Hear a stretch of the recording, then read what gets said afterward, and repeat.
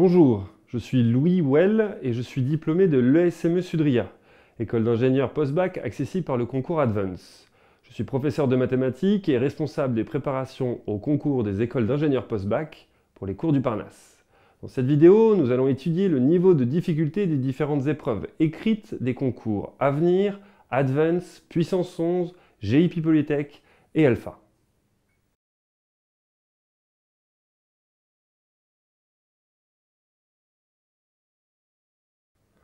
Lorsque vous passerez les concours au mois de mai, vous devrez traiter des épreuves de mathématiques et de physique, et pour certains concours, des épreuves de chimie, d'anglais et de français.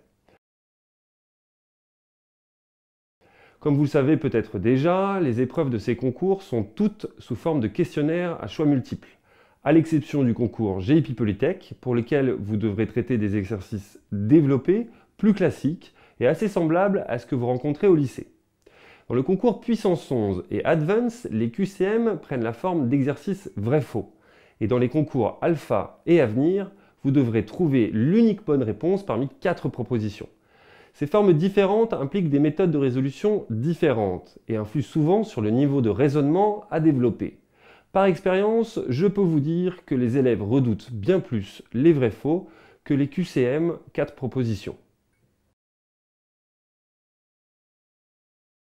Sur le fond, les notions et compétences que vous devrez maîtriser, notamment en mathématiques et en physique, sont issues du programme de Terminal S. Sachez que le niveau de difficulté des concours Advance, Avenir et GIP Polytech se situe au même niveau que celui du baccalauréat. Et le niveau du concours Alpha se situe légèrement en deçà. En revanche, le concours Puissance 11 se démarque. Les concepteurs des sujets de ce concours ont clairement mis la barre plus haute et attendent des élèves un niveau de réflexion plus élevé, parfois comparable à ce que l'on exige d'un étudiant du supérieur. Finalement, après avoir étudié ces concours sur la forme et le fond, on peut les hiérarchiser en les classant du plus difficile au plus facile. Sans conteste, le concours Puissance 11 se place sur la première marche du podium.